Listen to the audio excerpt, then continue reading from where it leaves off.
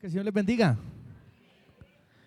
Qué bueno poder disfrutar de este tiempo que el Señor nos permite. Damos gracias al Señor por su palabra, porque podemos congregarnos para que juntos aprendamos del nombre de nuestro Señor.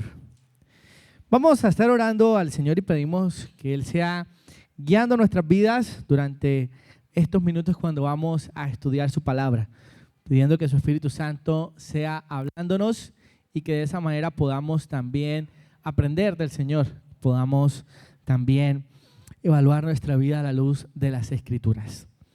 Padre eterno, amado Señor, infinitas gracias damos a ti, Dios, por este tiempo que tú nos permites, Dios. Gracias por tu palabra, gracias, Dios, por esa obra perfecta de tu Hijo en la cruz, Dios, y gracias, Señor, porque hoy somos tus hijos. En este momento, Dios, cuando estamos frente a tu palabra, quiero pedirte, Dios, que tu Espíritu Santo sea hablando a través de nuestras vidas, que podamos, Señor, conocer de ti, evaluar nuestras vidas y que por medio de esto también, Dios, tú recibas toda honra y toda gloria. En Cristo Jesús, amén y amén.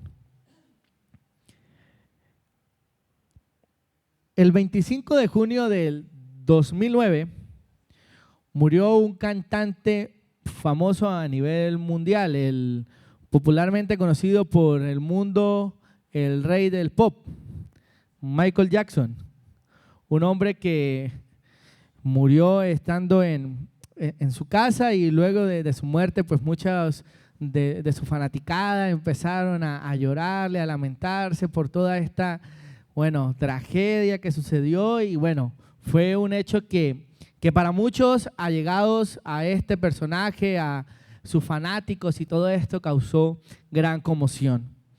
Hay otro evento años más atrás, en 1908, donde 129 mujeres mueren en una fábrica por un incendio tras una huelga laboral. 8 de marzo de 1909. Y de ahí en adelante entonces se conoce el 8 de marzo como el Día Internacional de la Mujer. En ese evento allá que surgió también en los Estados Unidos, que se llevó a cabo esta tragedia de 129 mujeres muertas y que luego de esto, tras ese incendio, entonces, se conmemora una fecha también pensando en ello. Años también más atrás, para el año de 1865, es asesinado uno de los presidentes más recordados en Estados Unidos también, Abraham Lincoln, el 15 de abril de 1865.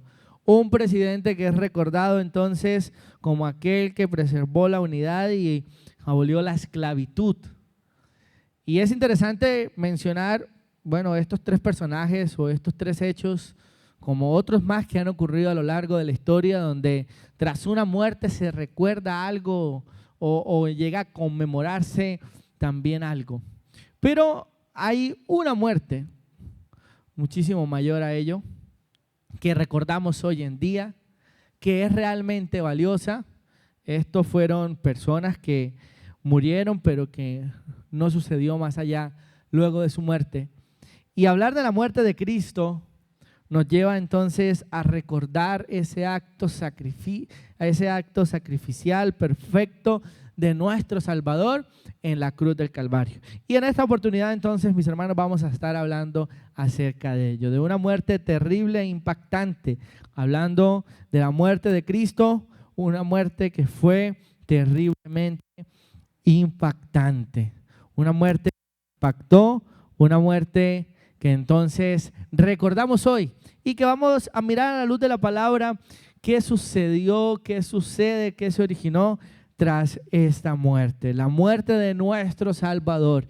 Y es que para ello, mis hermanos, vamos a estar mirando en primer lugar que la muerte de Jesús fue injusta. La muerte de Jesús fue injusta porque Jesús no debía haber muerto de la manera como murió. Encontramos en la Escritura varios pasajes que nos van a mencionar varias circunstancias y varias situaciones que se originaron en torno a esta muerte injusta. Y lo primero que podemos mirar es que fue injustamente juzgado. Jesús fue injustamente juzgado. Y para eso, abra la escritura donde leíamos hace algún momento. Le invito a abrir la palabra del Señor en Mateo capítulo 27, versículos 15 al 18. Vamos a abrir la palabra del Señor. Y vamos a mirar un poco acerca de su juicio injusto. Mateo 27, 15 al 18 dice la palabra del Señor: ahora bien, en el día de la fiesta acostumbraba el gobernador soltar al pueblo un preso, el que quisiesen. Y tenían entonces un preso famoso llamado Barrabás. Reunidos pues ellos, les dijo Pilato: ¿a quién queréis que os suelte? ¿A Barrabás o a Jesús, llamado el Cristo? Verso número 18. Porque sabía que por envidia le habían entregado. La primera situación que podemos ver acá, hablando de ese juicio injusto de nuestro Salvador, el Señor Jesucristo, es que Pilato sabía el motivo por el cual a él le habían entregado, el motivo por el cual él había sido capturado, y claramente lo dice la Escritura, que fue por envidia. ¿Por envidia de quiénes? Bueno, de los fariseos y jefes religiosos de aquella época. Personas entonces que tenían, antes del nacimiento del Señor y de que comenzase su ministerio, digámoslo así, el pueblo de Israel bajo control, viviendo conforme a las costumbres del pueblo de Israel, manipulando la ley, viviéndola a su manera, exigiéndola de una manera, pero realmente no vivían lo que allí decía. Y cuando Jesús viene y comienza su ministerio público, se comienza a dar cuenta de esta serie de personas, fariseos, publicanos, jefes religiosos, allí que Jesús comenzó a adquirir discípulos. Jesús comenzó a adquirir seguidores, y esto hizo entonces que las situaciones entre el pueblo se comenzaran a dividir. Los fariseos afirmaban una cosa basados en la ley, creyendo que de esa manera ellos estaban cumpliendo, cuando en realidad no la cumplían. Era algo más como querer hacer las cosas a la manera de ellos, pero realmente no estaban viviendo lo que ahí decía. Jesús entonces entró a obedecer la voluntad del Padre, a mostrar realmente lo que era el cumplir la ley, el que era más allá de solamente seguir una regla, pero sin vivirla. Bueno, Jesús comenzó con todas estas circunstancias, con toda esta situación, y mire, es capturado, es entregado por envidia. ¿Una justa causa para ser inculpado? No. Y es allí donde vemos que la muerte de Jesús fue injusta, porque fue juzgado injustamente. Pero Pilato no solamente sabía que Jesús había sido entregado por envidia, sino que Pilato sabía que Jesús era justo, que Jesús era inocente, que Jesús no había cometido nada malo. Mire lo que dice el verso 24, ahí del mismo pasaje de Mateo 27. Viendo Pilato que nada adelantaba, sino que se hacía más alboroto, tomó agua y se lavó las manos delante del pueblo, diciendo: inocente soy yo de la sangre de este ¿qué? De este justo. Allá vosotros. Mire, Pilato sabía que Jesús era justo. Jesús no era culpable. Él no había cometido nada malo, ningún delito, nada de lo que se le acusaba era cierto. Y Pilato lo sabía. Y mire la expresión allí, que se lavó las manos. Era una costumbre judía que se usaba legítimamente, aunque no fue así en el caso de Pilato. Y simbolizaba que esa persona entonces estaba siendo absuelta de la implicación a la cual se le había juzgado a muerte. Mire que lo que hace Pilato es, él se lava las manos diciendo: bueno, yo no soy culpable, yo a este hombre lo veo inocente, pero allá ustedes con lo que quieran hacer. Allá ustedes con lo que quieran hacer, porque yo me lavo las manos. Mire todo este proceso que se llevó. La muerte de nuestro Señor fue injusta porque su juicio fue injusto. Pilato sabía que había sido entregado por envidia. Pilato sabía que Jesús era justo, pero también Pilato sabía que Jesús era inocente. La misma historia que estamos mirando, pero narrada en el Evangelio de Juan, el capítulo 18, el verso 38, las palabras allí del autor refiriéndose a Pilato dicen lo siguiente, y es que Pilato dijo: ¿qué es la verdad? Y cuando hubo dicho esto, salió otra vez a los judíos y les dijo: no hallo en él ningún delito. Mire, no solamente era justo, sino que era inocente, no se le halló ninguna falta. Pilato estuvo en toda la autoridad de analizar todo el caso de Jesús y decir: mire, aquí no hay nada. Pero al analizar este pasaje de Juan, la respuesta anterior al verso 38, en el verso 37, que Jesús le da a Pilato cuando Pilato le pregunta que qué era lo que pasaba, que si era verdad lo que decía, él le dice: es verdad, yo soy la verdad. Ahora, aquí vemos la expresión de Pilato en el verso 38, dice: ¿qué es la verdad? Pilato no sabemos aquí si estaba confundido, si estaba hablando sarcásticamente, no da a entender muy bien allí la intención, pero lo que sí podemos sacar de esa pregunta es que Pilato tenía de frente, delante de sus narices, a la verdad y no la reconoció. Juan capítulo 14, verso 8 dice: Jesús les dijo: yo soy el camino, la verdad y la vida. Nadie viene al Padre sino por mí. Pilato estaba frente a la verdad y Pilato no reconoció la verdad. Pilato la tenía allí enfrente y Pilato no entendía, estaba cegado. Pero lo que podemos resaltar acá es que Pilato sabía que Jesús era inocente. El juicio injusto de nuestro Señor. Pero también, no solamente su juicio fue injusto, sino que injustamente fue menospreciado, fue rechazado y lo hicieron de la manera más injusta en posible. Mire, primero, el pueblo escoge a Barrabás, un ladrón. Y vamos a mirar varias características que encontramos de Barrabás. La primera de ellas es que era un ladrón. Juan 18, verso número 40. Dice la Escritura: entonces todos dieron voces de nuevo diciendo: a este no, a Barrabás. Y termina el versículo diciendo: y Barrabás era ladrón. Mire, me llama la atención que en la Escritura vamos a encontrar tres características de este hombre, tres características que el pueblo sabía y conocían de él. Tres características que lo llevaban a que sencillamente Barrabás fuese inculpado. Pero fue menospreciado y fue injustamente menospreciado porque el pueblo decidió escoger a Barrabás. Jesús no había cometido nada malo. Jesús, por el contrario, estaba trayendo la luz, la verdad, la ayuda, la guía al mundo. Pero miren, el pueblo decide escoger al ladrón. Pero no solamente eso, sino que también, mira lo que dice en Marcos 15, 7, la característica que se le da a Barrabás. Marcos 15, 7 dice la Escritura: y había uno que se llamaba Barrabás, preso con sus compañeros de motín, que había cometido homicidio en una revuelta. No solamente Barrabás era un ladrón, sino que era un ¿qué? Un homicida. Mire el menosprecio que le dieron al Señor. Mire por las joyitas que lo estaban cambiando.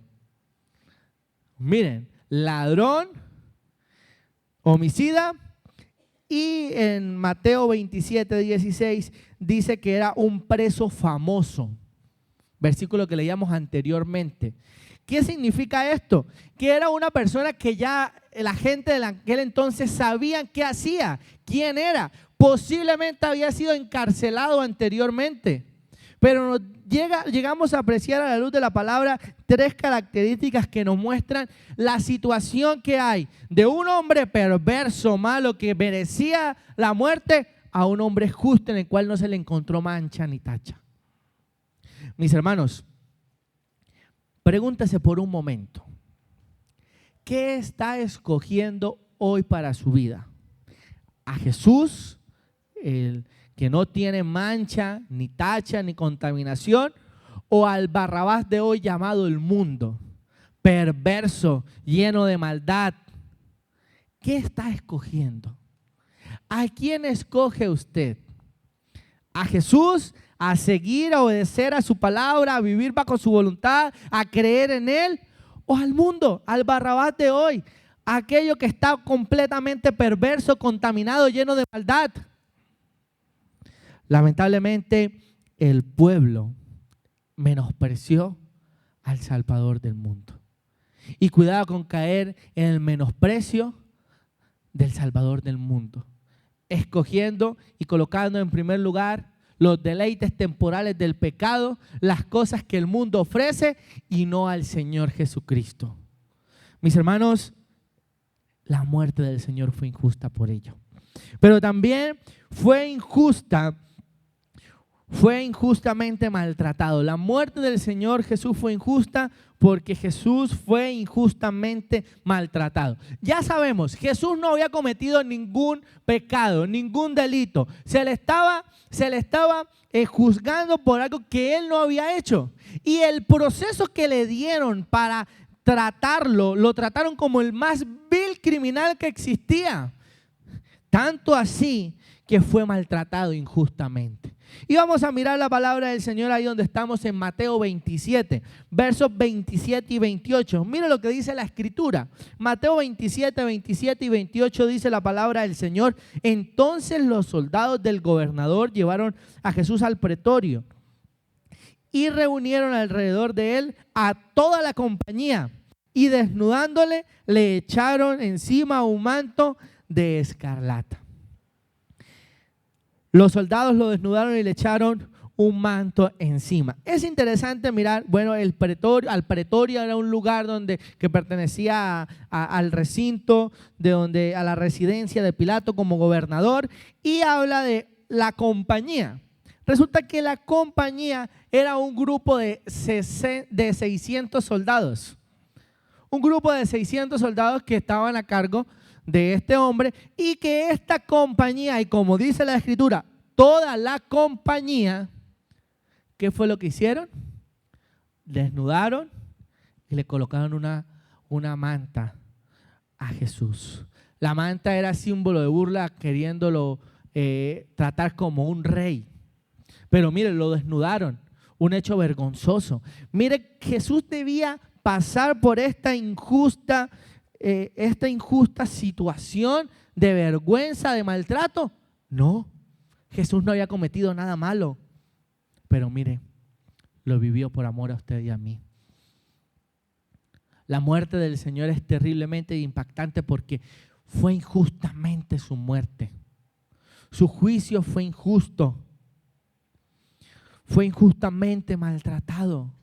Y miremos no solamente ese verso, mire lo que sigue diciendo la Escritura en el verso 29.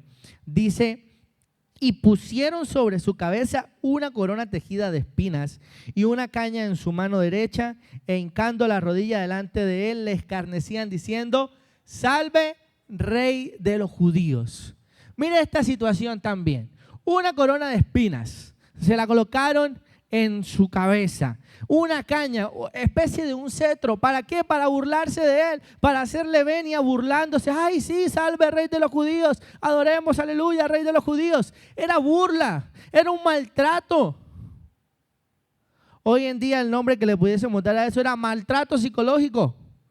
Se estaban burlando, le estaban haciendo cosas que Jesús no debía por qué pasar. Jesús lo estaban inculpando, Jesús lo estaba maltratando, y él no merecía eso. Era algo injusto que lo hizo por amor a usted y a mí. Mis hermanos, pero no solamente quedó allí. Mire lo que dice el verso 30. Y escupiéndole, tomaban la caña y le golpeaban la cabeza. 600 hombres desnudaron al Señor, se burlaron de él como rey, una corona de espinas, un manto, un supuesto cetro que luego lo utilizaron para darle duro por la cabeza. 600 hombres que le golpearon, le escupieron, le maltrataron. ¿Creen que todo eso que Jesús atravesó fue justo? Era 1 contra 600. No hay proporción en eso. Mis hermanos, Jesús soportó todo aquello con paciencia y no dijo ni una palabra. Hebreos 12:3 dice: considerad pues aquel que ha soportado tal contradicción de pecadores contra sí mismo, para que no desfallezcáis faltos de ánimo. Mis hermanos, la muerte de Jesús fue injusta. Jesús no debía haber atravesado todo eso que atravesó. ¿Y sabe por qué era injusta? Porque Él no cometió nada. El lugar que debía haber estado allí, la persona que debía haber estado en su lugar, éramos cada uno de nosotros. Pero sabe que si nosotros hubiésemos muerto en la cruz como castigo de la pena del pecado, no sería suficiente para calmar la ira de Dios, porque ese sacrificio no sería perfecto, porque nosotros estamos llenos de pecado, porque nosotros estamos llenos de maldad, y no hubiese sido completo para calmar la ira del Señor. Pero la voluntad del Señor fue que su único Hijo, el unigénito de Dios, se humanara, creciera, soportara, atravesara por todas estas situaciones, por amor a usted y a mí. Por eso, mis hermanos, la muerte de Jesús fue injusta, pues Él tomó el lugar de cada uno de nosotros. Lo que usted y yo debíamos atravesar como castigo, el pago por cada uno de nuestros pecados, el Señor lo pasó. ¿Él lo merecía? No. ¿Era inocente? Sí. No se le halló tacha alguna. En segundo lugar, mis hermanos, la muerte de Jesús fue tortuosa. No solamente fue injusta, sino que también fue tortuosa. Y vamos a mirar de qué aspecto la muerte del Señor fue tortuosa. Primero, fue tortuosa hasta la cruz.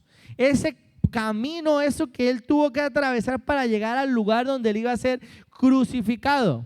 Y vamos a mirar por qué. Primero, le llevaban 2 malhechores para ser muertos con Jesús.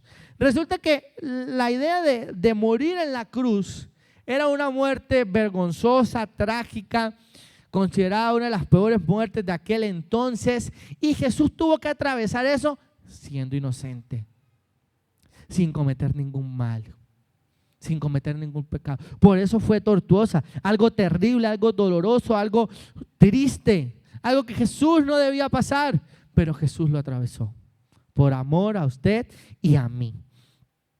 2 personas que llevaban junto con Jesús, 2 personas que sí habían cometido delitos, 2 personas que sí eran pecadores, 2 personas que sí debían morir por pagar sus hechos, porque habían fallado.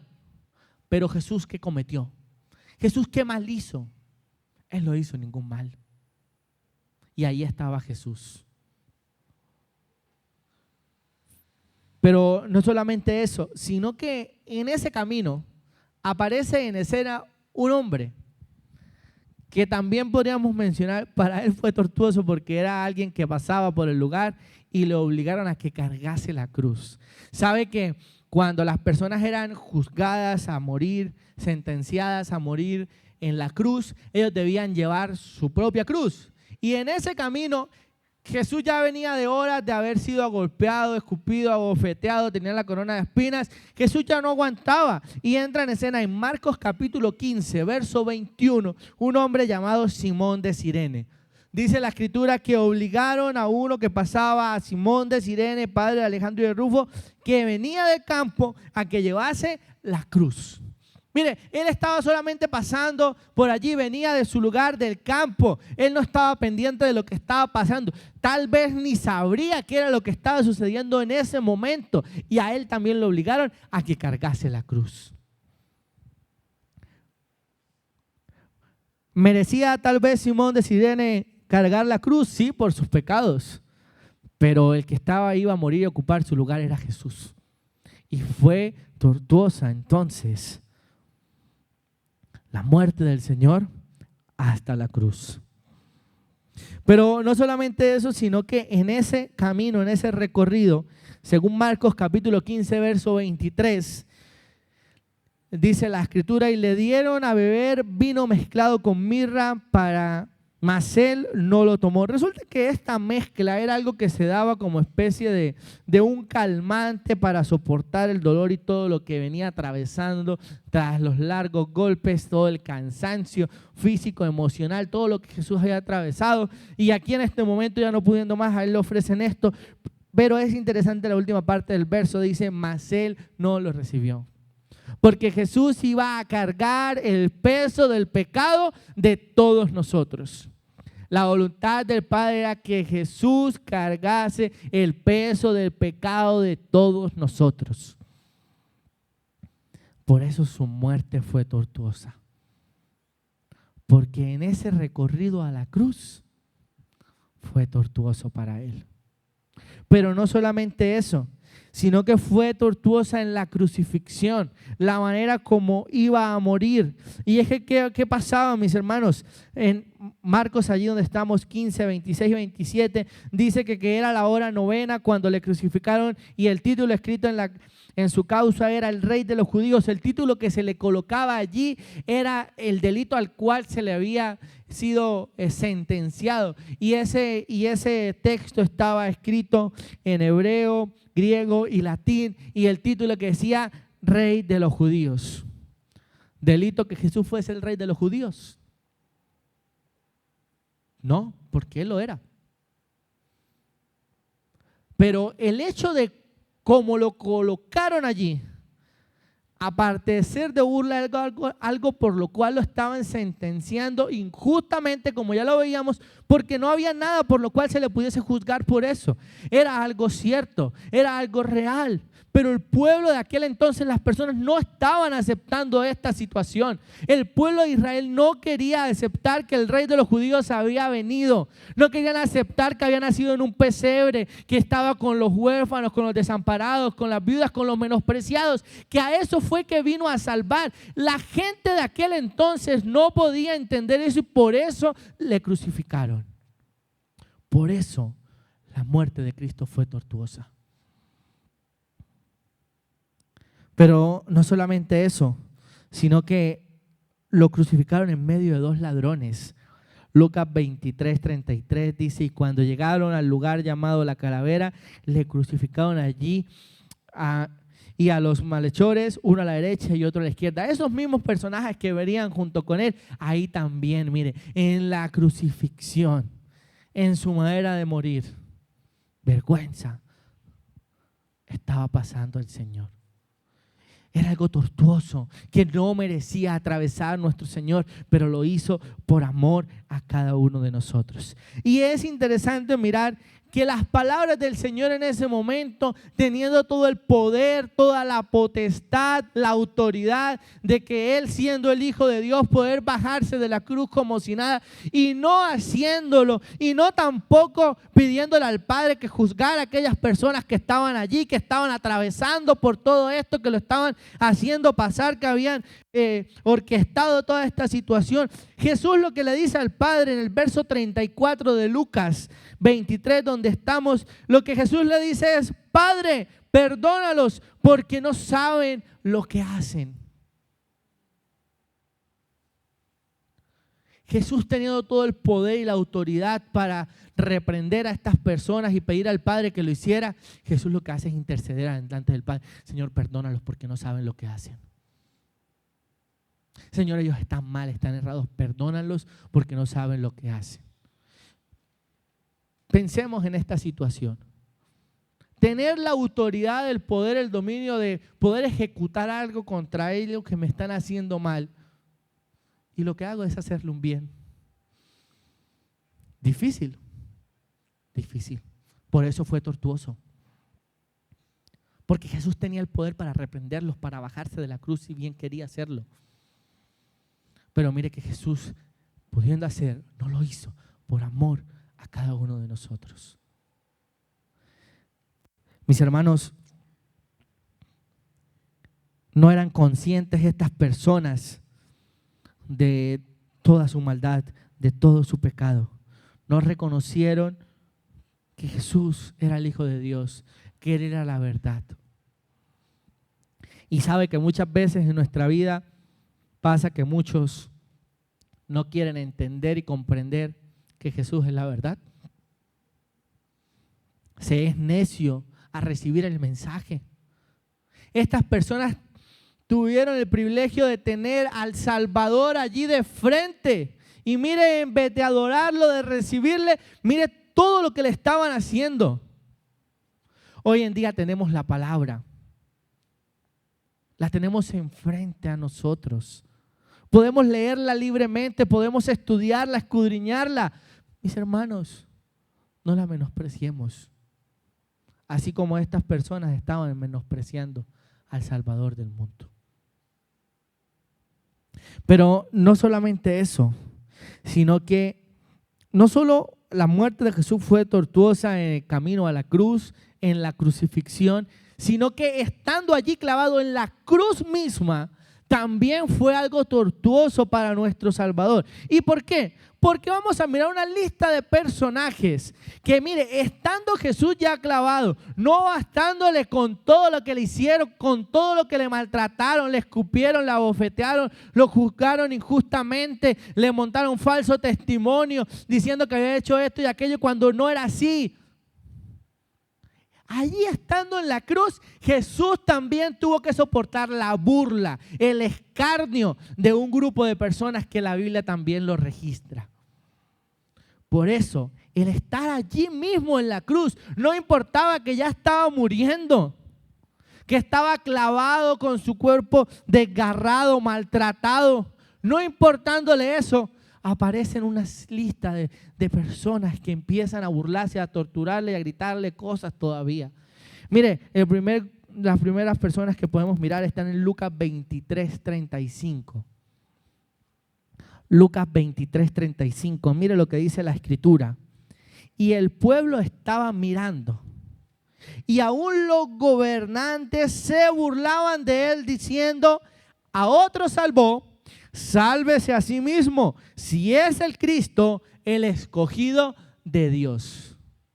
Mire, estos personajes, los gobernantes, sabían que Jesús había salvado, sabían que Jesús había hecho milagros y le decían, bueno, si es tanto lo que hizo, ¿por qué él mismo no lo hace? ¿Y tenía Jesús el poder de hacerlo? Sí, pero no lo hizo. Mire que estando en la cruz mismo fue algo tortuoso. Saben que muchas veces pensamos en la cruz como solamente el hecho de que sí, Jesús murió en la cruz. Pero recordemos que Jesús fue hombre. Y como hombre hay emociones, sentimientos, cansancio físico, todo eso que también Jesús experimentó, mis hermanos. Imagínese usted estar en una situación de esas. ¿Cómo estaría usted? Pero ¿cómo estuvo el Señor? Mire, primer grupo, los gobernantes. Verso 36, de allí mismo de Lucas. Dice, los soldados también, ¿qué? También le escarnecían, acercándose y presentándole vinagre. No solamente los gobernantes, sino también los soldados. Personas que tal vez, este grupo de soldados que tal vez allá ya la habían golpeado, ya la habían escupido, lo habían desnudado. Bueno, aquí también seguían burlándose del Señor. Aquí también seguían echándole allí, le escarnecían y le gritaban y le decían cosas. Pero no solamente eso. Mire, Mateo 27:40 habla de otras personas que también se burlaron. Y por eso hablamos de que el momento en la cruz misma fue algo tortuoso. Mire lo que dice Mateo 27 desde el verso 39. Dice, y los que pasaban, no que estaban allí presentes, dice, y los que pasaban le injuriaban, meneando la cabeza, verso 40, y diciendo, tú que derribas al templo y en 3 días lo reedificas, sálvate a ti mismo, si eres hijo de Dios, desciende de la cruz. Miren, no solamente eran los que estaban presentes allí, sino los que pasaban. Alguien que tal vez ni nada tenían que ver allí con esa situación, pero ellos también estaban allí diciéndole cosas al Señor. Miren todo lo que atravesó nuestro Salvador. siguiendo el versículo ahí, el pasaje en Mateo, dice el verso 41, de esta manera también los principales sacerdotes, escarneciéndole con los escribas y los ancianos, decían, verso 42, a otros salvó, a sí mismo no se puede salvar. Si eres el rey de Israel, desciende ahora de la cruz y creeremos en él. A este grupo de personas, sacerdotes, escribas, fariseos y ancianos, no les bastó con ver cómo el Señor había multiplicado los panes y los peces, cómo el Señor había sanado a tantos enfermos, cómo el Señor había hecho milagros asombrosos durante todo su ministerio público, sino que aquí le colocaron una condición: bueno, si te bajas, te creeremos. Sabe que muchas personas hoy en día, iglesia, y cuidado con caer en este error, pueden estar como este grupo de personas. Señor, si me salvas, si me sanas a mi mamá, a mi esposo, a mi hijo, yo sí me consagro a ti. Señor, si me ayudas a conseguir trabajo, Señor, si haces esto, Señor, si haces aquello, ahora sí te voy a seguir. Mire, se comportan igual a estas personas. Cuidado con caer en ese error. Porque antes de hacer eso, este grupo de personas no había comprobado y había visto que realmente Jesús sí era el Mesías, el Hijo de Dios. No habían comprobado que Jesús tenía poder. Bueno, de esa misma manera también Jesús se ha revelado a todo hombre y nos lleva a entender que verdaderamente sí Él es el Hijo de Dios y que lo que debemos hacer es humillarnos, consagrarnos y entregar nuestra vida a Él. No coloquemos condiciones a eso. No coloquemos condiciones. Mis hermanos, pero no solamente eso.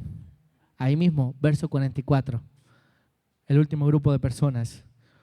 Los mismos le injuriaban también, ¿quiénes? Los ladrones que estaban crucificados con él. Miren, los mismos ladrones, los que estaban allí que sí debían pagar, no les importaba que estaban en la misma condición. Seguían burlándose, gritándole cosas.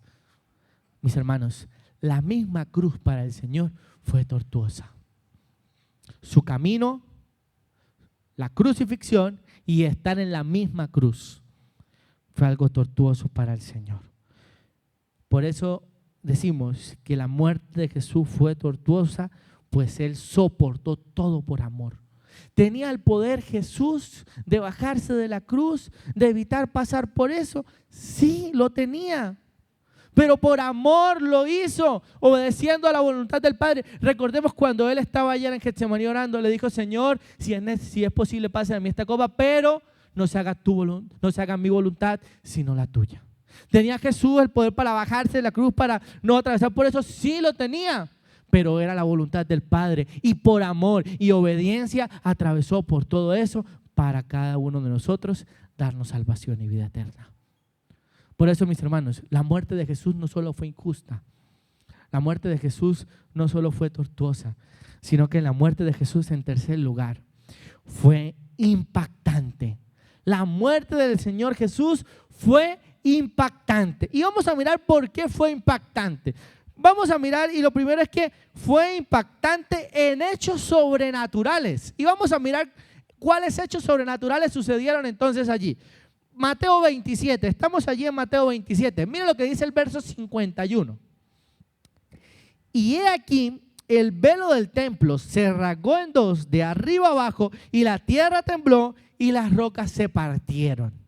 3 eventos sobrenaturales que vemos allí. Primero, el velo del templo se rasgó en dos, de arriba abajo. Bien, ¿qué sucede allí con el velo del templo? Resulta que en el pueblo de Israel, en el templo, el Señor había establecido que para ellos tener una relación con Él había un lugar que se llamaba el lugar santo y el lugar santísimo, y estos dos lugares estaban divididos por un velo. En el lugar santísimo representaba la presencia de Dios, estaba el arca del pacto, en donde el sumo sacerdote una vez al año entraba a orar al Señor, a entregar un sacrificio, tanto por él como por los pecados del pueblo.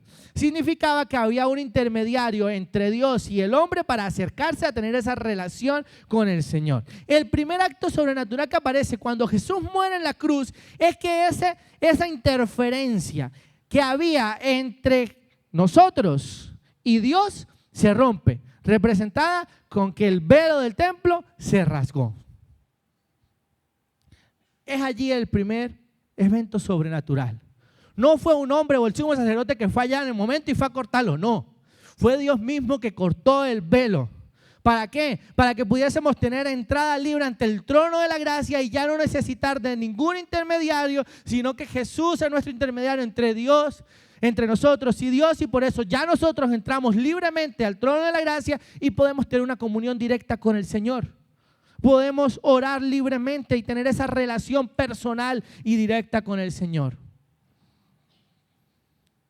Lo que representaban los sacrificios en el Antiguo Testamento para el pueblo de Israel, el sacrificio perfecto para nosotros es Cristo. Por eso no necesitamos hacer sacrificios ni nada de eso, porque Cristo fue el sacrificio perfecto y nos dio la entrada libre al trono de la gracia. Primer acto sobrenatural. Segundo, mismo allí en el verso 51. Y la tierra tembló. Escuche bien, la tierra tembló. No dice tembló allí en el Gólgota, donde estaba sucediendo la muerte de Jesús. No, la tierra tembló. Imagínense, toda la tierra tembló. Acto sobrenatural también. Algo impactante. Imagínense las personas de otros lugares que no estaban allí presentes que hubiese temblado. No sabemos de qué magnitud fue ese temblor, pero lo que sí sabemos es que dice la Escritura que la tierra tembló. Y también dice que las rocas se partieron. Si las carreteras que tenemos hoy en día hubiesen existido para esa época, imagínense cuántos derrumbes no hubiesen pasado. Pero acto sobrenatural es que tras la muerte de Jesús, la tierra tembló, las piedras se partieron. Otro pasaje nos dice que no solamente eso, sino que hubo tinieblas en toda la tierra, se oscureció. Pero también nos habla de otro evento sobrenatural, verso 52, allí de Mateo 27, dice la Escritura: y se abrieron los sepulcros y muchos cuerpos de los santos que habían dormido se levantaron y saliendo de los sepulcros después de la resurrección de él, vinieron a la santa ciudad y se le aparecieron a muchos. Tras la muerte de Jesús, muchos resucitaron. Y cuando Jesús resucitó, salieron de su lugar donde estaban y mire, se le aparecieron a muchos. Imagínense saber que un familiar que ya se murió y que de la nada apareció. Complejo, ¿no? Asombro, algo impactante. La muerte del Señor fue impactante por esos hechos sobrenaturales. Ahora, hacemos una aclaración. Las personas que acá resucitaron, muchos santos, como lo dice la Escritura, estas personas luego murieron nuevamente y están esperando la venida del Señor y que ya volver a resucitar para vida eterna. Solamente fue un efecto, un hecho sobrenatural tras la muerte de Jesús. Pero no solamente fue impactante por los hechos sobrenaturales, sino que fue impactante en la vida de muchos. Muchos tuvieron un impacto por esa muerte de Cristo. Y el primero de ellos, vamos a hablar del centurión y los soldados. Verso 54 allí de Mateo. El centurión y los que estaban con él guardando a Jesús, visto el terremoto y las cosas que habían sido hechas, ¿qué dice? Temieron en gran manera y dijeron, verdaderamente este era hijo de Dios. El centurión y los soldados. El centurión fue una persona que recibió el impacto tras la muerte de Jesús. Y su impacto fue, primero, tuvo miedo. Dice la Escritura, temieron. Les dio miedo al ver lo que estaba sucediendo. Pero no solamente eso, sino que reconocieron que Jesús era el verdadero Hijo de Dios. Le reconocieron como el verdadero Hijo de Dios. En Lucas 23:47 dice que el centurión le dio gloria a Dios. Y también dice que dijo y le reconoció como justo. 4 implicaciones del impacto tras la muerte de Jesús en la vida del centurión. Tuvo miedo, dio gloria a Dios, le reconoció como el Hijo de Dios y le reconoció como el justo. Esta vida de este hombre recibió el impacto tras la muerte del Señor. Pero también la multitud que estaba presente en el espectáculo, como lo registra la Escritura. Vamos a Lucas 23, 48. Y ahí nos dice la palabra del Señor que la multitud de los que estaban presentes en este espectáculo, viendo lo que aconteció, se volvieron golpeándose el pecho. Se dieron cuenta y entendieron. El impacto de ellos fue un impacto de culpa. Esa acción allí de golpearse el pecho, tras ver eso era, ay, la embarramos. Si era verdad lo que este hombre decía. Mire el impacto tras la muerte de Jesús.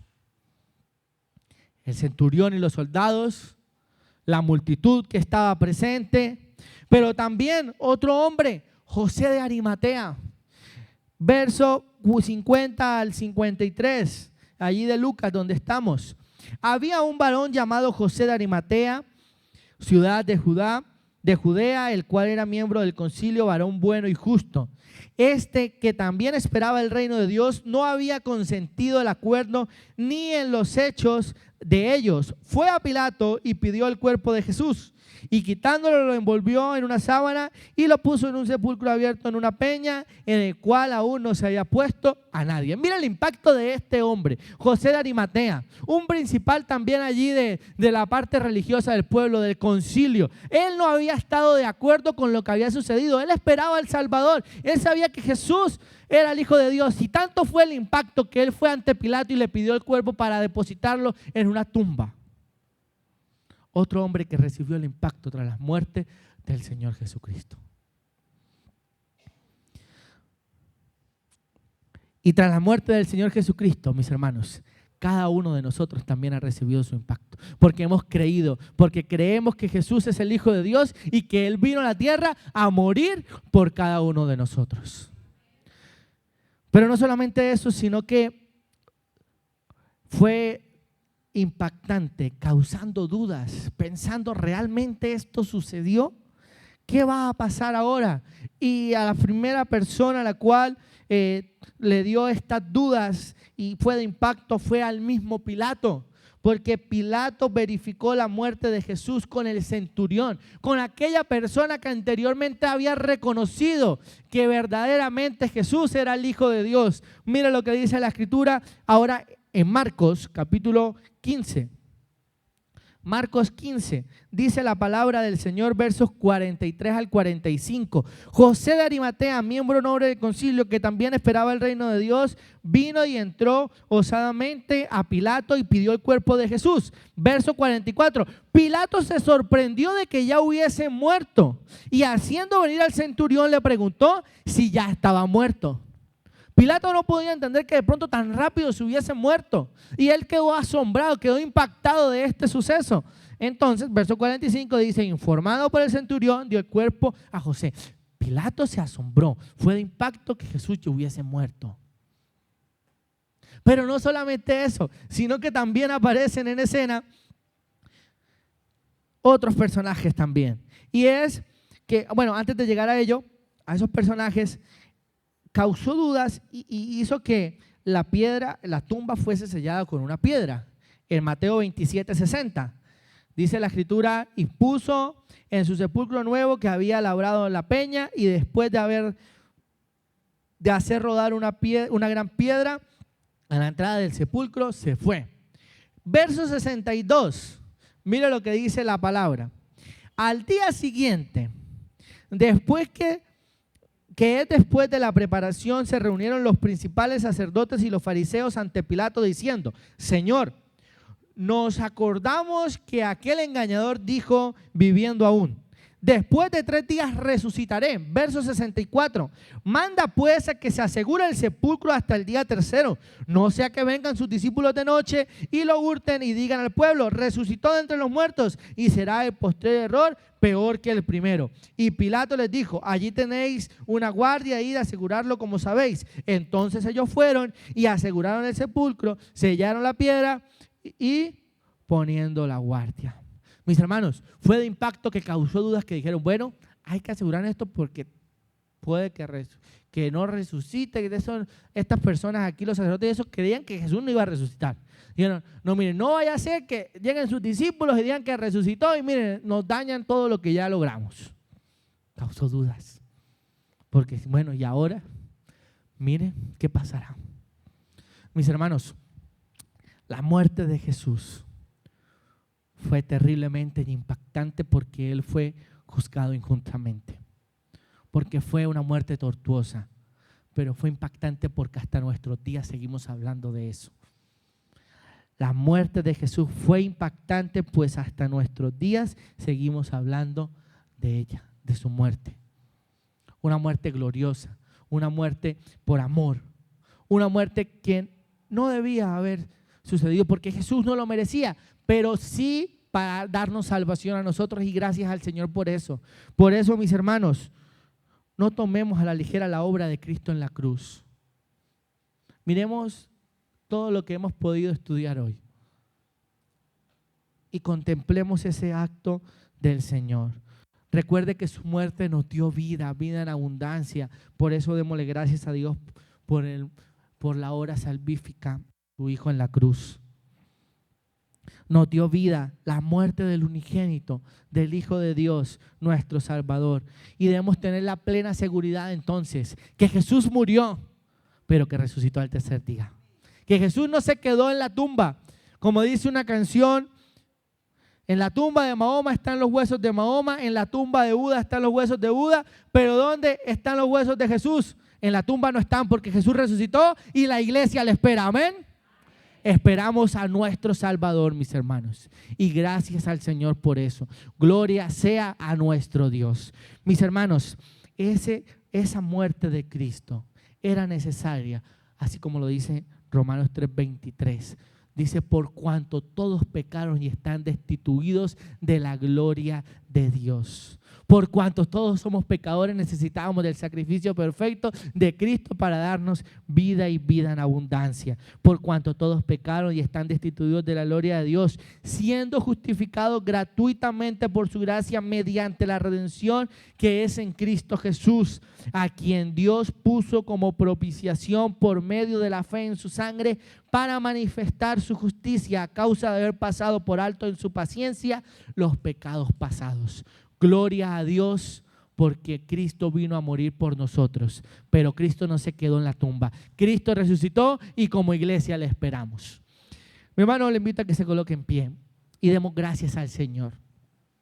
Gracias a Dios por este sacrificio perfecto, por amor, porque sin merecerlo, Él se entregó por cada uno de nosotros.